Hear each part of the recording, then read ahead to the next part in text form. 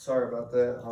Where we left off at, overweight is again just having extra body weight. So it could be muscular body weight, but obesity is having an excess of body fat. So it's actual body fat. So that's the difference between overweight and obesity. A muscular person that's healthy could be overweight, but an obese person is classified as unhealthy.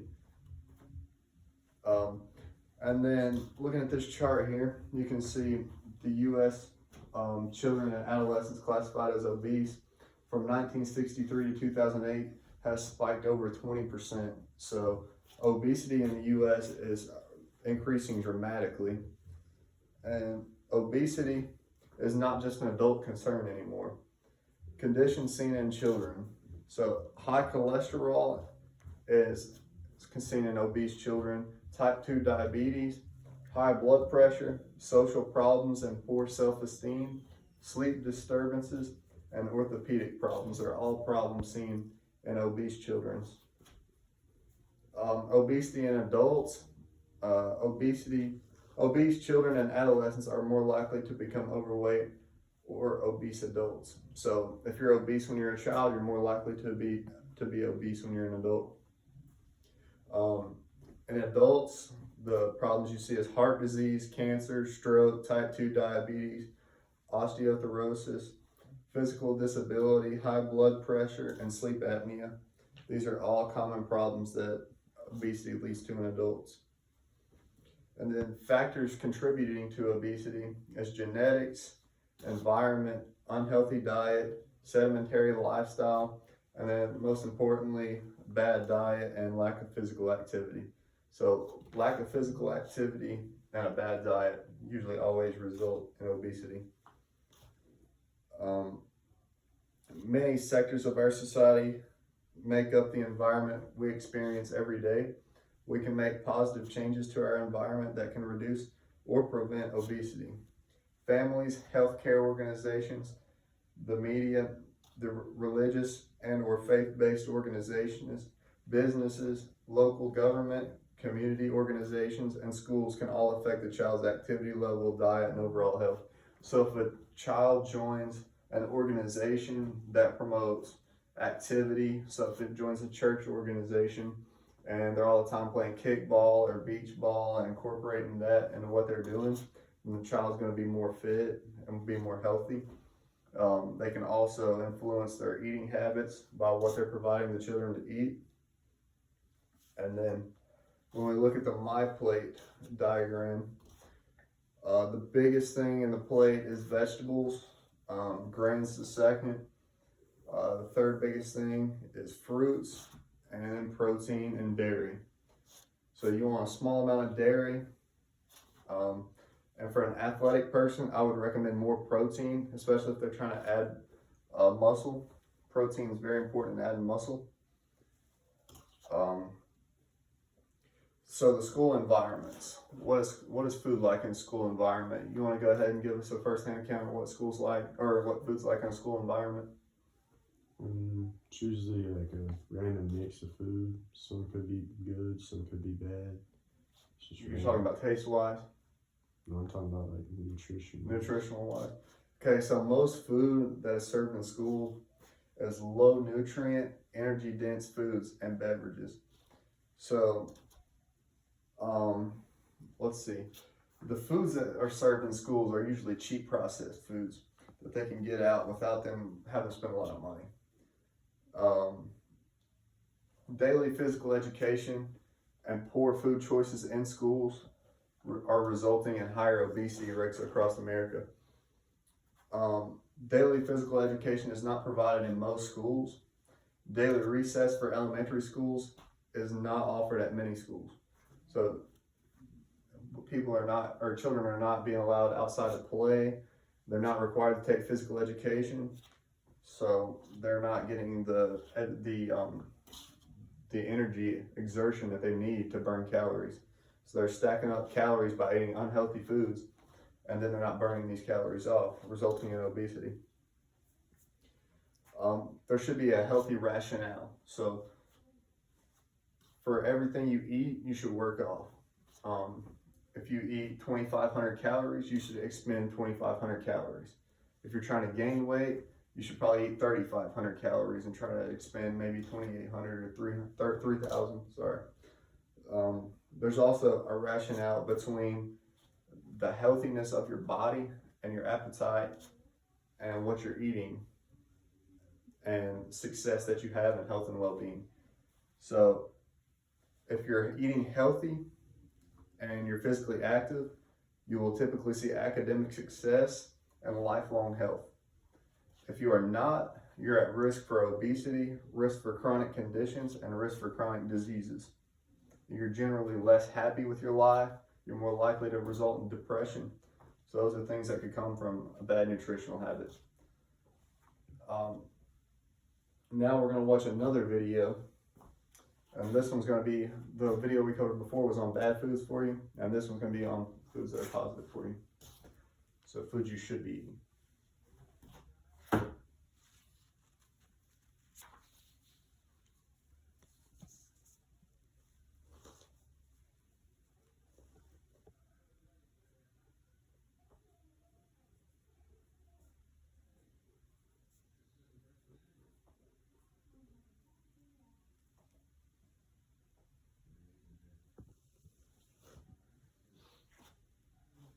Sometimes you need to get away from the kids for grown-up time. Or get away from the grown-ups for kid time. And just get away from home. With a healthy diet, these foods. For this list, we picked the well-being. While there are many eaten and are readily accessible to most, this list focuses on things that can be eaten and are readily accessible to most people. The focus is also squarely on solid foods, so we aren't mentioning things like red wine, olive oil, or tea. Number 10, avocado. So good for you that it actually makes other superfoods healthier. Avocado is rich in oleic acid, which lowers the risk of heart and inflammatory diseases. It also enhances the body's absorption of carotenoids, essential nutrients found in leafy greens and red or yellow vegetables. Add avocado to a salad, and you actually amplify the nutritional value of virtually everything else in the bowl. And don't be afraid of the avocado's high fat content. It's what makes it creamy, delicious, and incredibly nutritious. Plus, it's good fat. Number 9, kale. While all leafy greens should be part of a healthy diet, including spinach, it's kale that packs the greatest punch. Rich in various essential vitamins, a cup of kale actually matches and sometimes surpasses a cup of milk in terms of calcium content. Its complex chemical composition can help to fight cancer and can actually repair DNA in damaged cells. Sautéed or steamed, pureed or boiled, this hearty veg maintains its nutritional content regardless of preparation. So if you think you don't like kale, just try preparing it another way. Number 8, sweet potatoes. Trumping even the carrot as a primary source of beta-carotene, the orange-fleshed sweet potato provides a variety of health benefits in one simple-to-cook, easy-to-eat package. The popular root vegetable helps to balance blood glucose levels while also raising blood levels of vitamin A, essential for maintaining a healthy immune system and eyesight. Best served steamed or boiled. You can optimize its nutritional benefits by drizzling on a small amount of a healthy fat like olive oil to enhance your body's nutrient absorption. Number 7, blueberries. Jam-packed with antioxidants, vitamin C, and fiber, this wee berry might actually improve memory and slow down or postpone certain cognitive disorders related to aging. As fruits go, the blueberry is relatively low in sugar and can help maintain a healthy glycemic level when eaten on a regular basis. Cheaper and more readily available than the recently lauded goji berry, the blueberry also maintains its nutritional value when frozen, which means you can reap benefits of this sweet and tangy fruit all year round. Number 6, almonds. Delicious and versatile, this much-loved nut is actually a seed whose high fat content can satiate a craving while simultaneously improving your overall health. Almonds are rich in monounsaturated fat, which reduces unhealthy cholesterol levels and lowers the risk of heart disease. A great source of vitamin E, the almond can help improve overall cardiovascular health and is thought to reduce certain signs of aging. Want to feel good and maybe even look a little better? Start snacking on some almonds. Number 5, apples. Yes, it's true. An apple a day will actually keep the doctor away. A good source of vitamin C and soluble fiber, apples improve blood glucose and cholesterol levels. Their antioxidant properties promote the production of collagen, which strengthens veins and capillaries and helps to maintain fresh, youthful-looking skin. A versatile fruit that comes in a variety of types, red, green, or gold, this popular snack has some pretty powerful health benefits. Number 4. Salmon. Rich in B12, vitamin D, and with one of the highest concentrations of omega-3 fatty acids of any food, wild or organically farmed is really your best bet when it comes to this fish. Recent studies suggest that eating salmon can help improve cardiovascular functions and might even help to reduce depression and boost learning capabilities. The ultimate brain food. When it comes to a healthy diet, this oily fish is really a no-brainer. Number 3. Oats. Whole grain oats are a great source of soluble fiber and can significantly lower cholesterol, while also preventing heart disease, some types of breast cancer, and colon cancer. And sure, we know these whole grains might be a little bit boring, but they're cheap, easy to cook, and really, really good for you. Boost flavor with a few berries, throw in some almonds, and enjoy. Your body will thank you. Number 2. Garlic. A staple ingredient in virtually every type of cooking, an ancient remedy whose medicinal properties stand the test of time. Garlic can improve a meal just as easily as it improves your health. With a variety of antibiotic and anti-inflammatory properties, garlic boosts your immune system, helps with metabolic functions, and has been shown to have certain cancer preventative properties. The key to keeping its health benefits? Let sit after chopping or crushing and never overcook. The key to enjoying garlic with friends? Breath mints. Before we dig into our number 1 healthiest food, here are a few honorable mentions.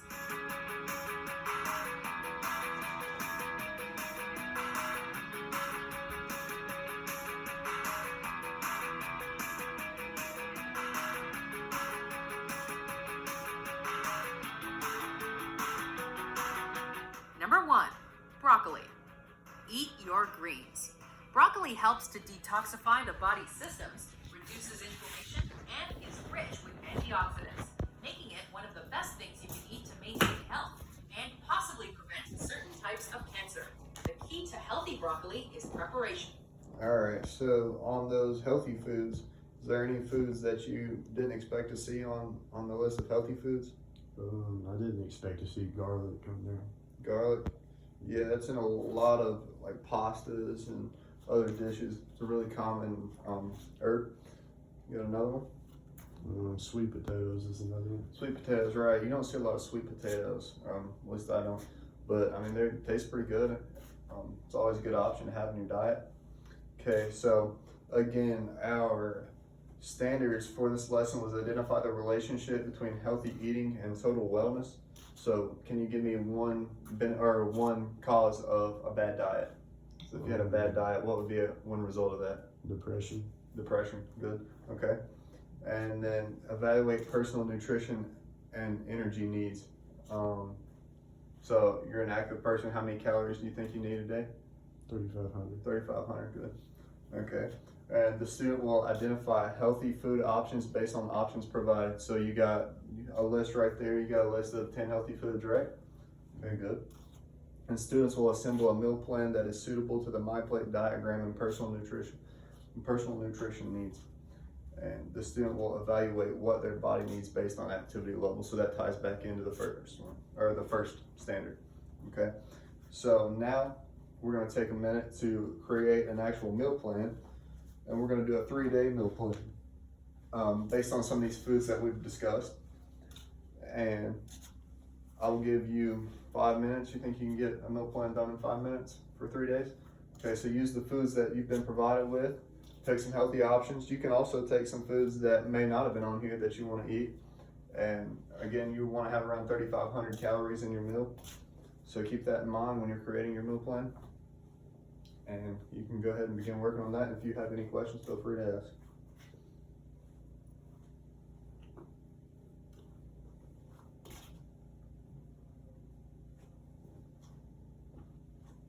Again, I will bring up the MyPlate chart, so you can use that as a reference here.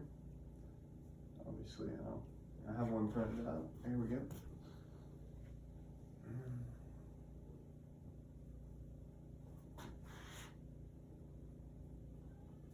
Here's the My Plate chart, in case you need to see this for reference.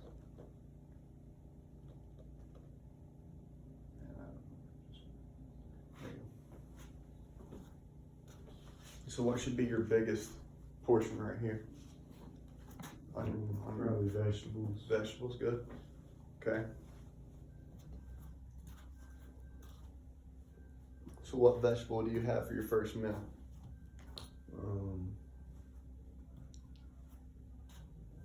For breakfast, I'm just gonna go with. I think that's a tough one for breakfast.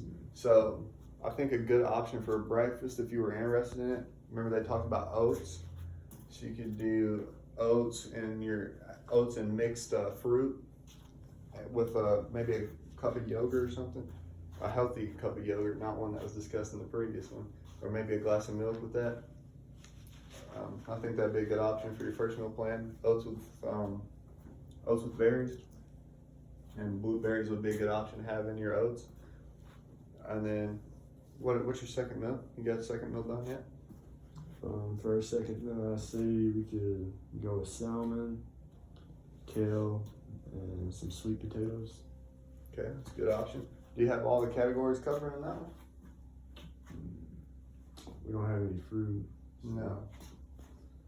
Fruit So you and could dairy. probably throw some blueberries in with that if you want. Mm-hmm. And And then you got a dairy to put in with it? for our dairy, you can probably go for a healthy yogurt for Okay. salad. Alright. And now work on your third meal.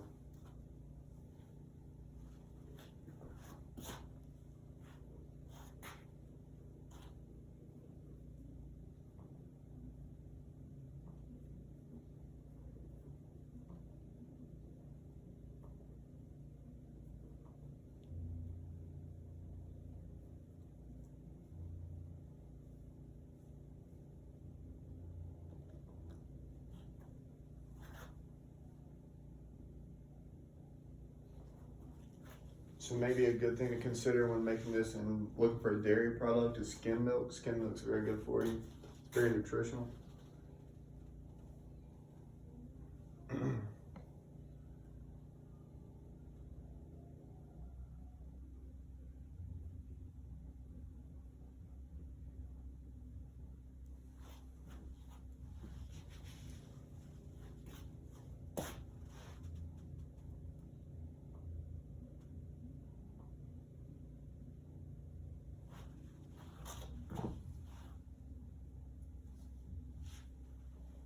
Could also have some cello cheese. It's good, healthy for you. If you're looking for dairy, even dark chocolate's good for you. If you're that's some dairy product. You got your third meal done? Yeah, I do. Okay, you want to read this? So we're gonna have some chicken and rice with broccoli and bananas. Okay, what kind of chicken? Grilled chicken. Grilled chicken. Okay, yeah, definitely grilled chicken's a good option. Not fried chicken. Fried chicken is very bad for you.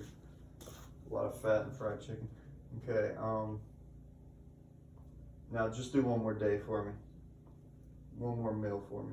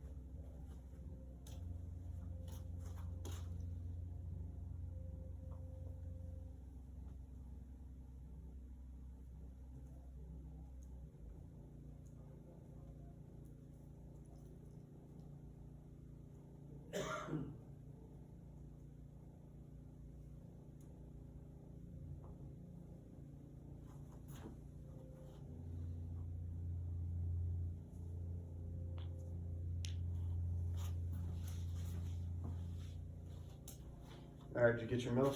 Yeah, I got it. Alright. You wanna share with us what you got for your first meal of the day? For our breakfast, I'd say non-sugary cereal and maybe put some bananas in it, So like, for example, Cheerios. Cheerios, and then like Okay. chopped up bananas. Mm-hmm. Throw it in it. And the milk can fill the place for the dairy. Mm-hmm. And for our lunch, I'd say we'd have bison with rice, and then on the side have blueberries and skim milk. Do you have, okay, yeah, okay. Do you have vegetable in there or just greens? Just greens. I'd recommend throwing one vegetable in there. So maybe add like a side of kale, okay? Or a small salad even. Okay, so what's your final meal? Final meal, I have salmon and kale with banana and skim milk.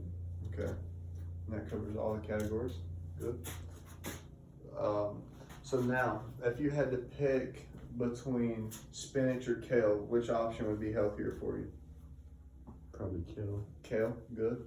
Okay, what about low-fat milk, skim milk, or let's say whole milk? Which one is a better option? Probably skim milk. Skim milk, good.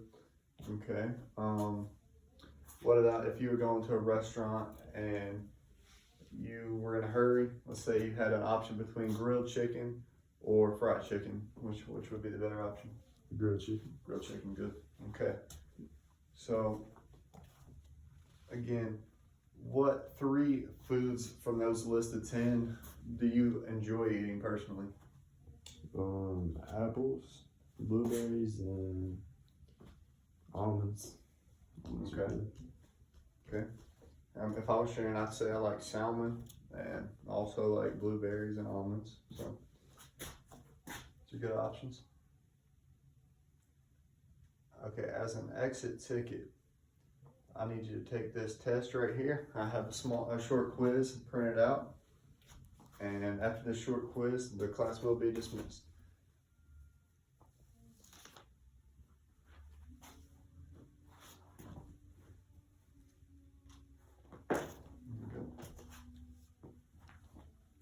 And obviously, if this was an actual classroom setting, I would have each student a quiz printed off and ready to give out.